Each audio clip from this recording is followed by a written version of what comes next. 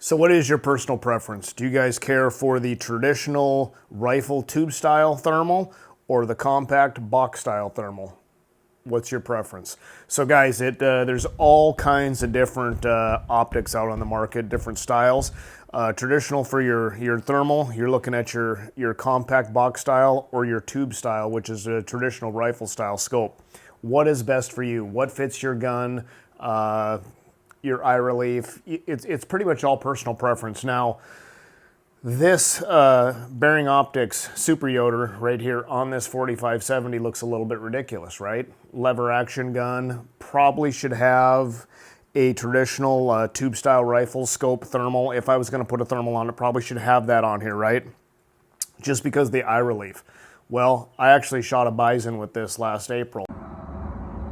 Hey guys, we're out here in Hamilton, Texas. Came out and knocked down a bison. This nice bull walked out, so put him down. 4570 with the Bering Optics thermal. And even shooting a bison with this, you know, see how my eye is off by quite a bit on here? I was still able to get a good shot using a thermal with this 4570, even though my eye relief was set back a lot further than I'm accustomed to. So on a situation like this where I don't have a whole lot, I mean, I can move this back a little bit to bring up some of that adjustment and get the scope brought back to compensate for that eye relief. Lever action gun, you could go either way. You might want to go with a traditional tube style scope. AR version, really it just personal preference. You know, something like this with the CZ Scorpion, obviously you wouldn't want to put a big long scope on it, would eat up this entire rail and be as long as the gun. To go with a tube style scope, you'd want to go with a compact if you were going to go with that. We've got just a regular red dot on here with a laser and a flashlight, visible laser. But, you know, bolt action guns, you can go either way. With the bolt action gun, with the proper rail, you know, you can bounce that thing back, jump that back, get it set back a little bit further on the rail to compensate for your eye relief, just like you would on this. It all basically comes down to personal preference. I want to thank Zonli for sponsoring this video. Today I'm going to talk to you about this 55 by 62 inch 36 watt heated blanket. It's got 3 different heat settings on it, 3 to 7.5 hour battery life depending on the power setting that it's on. It's got a really comfortable soft material on it, and the heat on this thing is ridiculous. It really warms up. Great for outdoor sporting events, camping, hunting, fishing. You know, maybe you're going to your son's football game and it's cold, you can take this thing with and keep nice and warm. You can also use this for snuggling in the house. Great blanket. Please click the link below to purchase.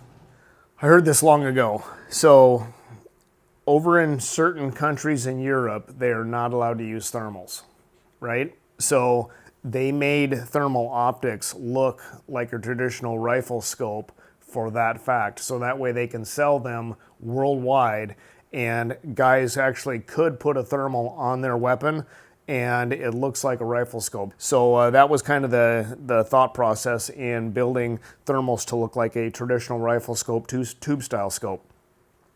Over here, it all just kind of depends on your personal preference. Now, I've used both and I like them both. AR style, you can go with either or. Now, when you go with the box style here, this compact scope, the compacts are traditionally a little bit lighter. So they're smaller, lighter, less cumbersome. Now, one of the things with the tube style scopes is a lot of them have an internal 18650 battery and then a rechargeable, changeable battery on the top. You do get typically longer battery life out of most tube style scopes that I've used, as far as you know, not having to change that out halfway through the night because you've got that internal battery. There are different battery options. You know, you can run external battery packs with your compact style scope. This right here with the Bering Optics, one thing that Bering came out with, which I think is really cool and works really good, is they came out with an extended battery cap. So instead of the little cap that goes on here with your CR123s,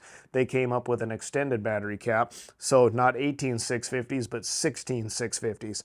So now I slip 2 16 650s in here and lock it on and I've got a few more hours of use. Now in a regular scope, in a 384 or a 256, those 2 16 650s will go all night long. I mean, 8, 9, sometimes 10 hours. When you're talking about a 640 resolution scope, using a little bit more power, eating up that battery a little bit more, now you're talking usually around 6 hours, maybe 7 hours of battery life with the 16650s, where with the tube style scope with the CR123 in the top and the 18650 internally, you're talking, easily 9, 10 hours. So there's pros and cons both ways, guys. It just depends on what you want and what you're used to. I would say, me being in the thermal world, the smaller compact box style scopes sell 10 to 1 over the tube style, maybe even 20 to 1 over the tube style. They're just so much more popular to have the smaller compact scope. That's what guys are looking for. But as far as your price points are very close. All the bells and whistles, all the options are pretty much the same. So why don't you guys make a comment and tell us what you like and why you like it. Tell your friends about us. Please like and subscribe. Thank you.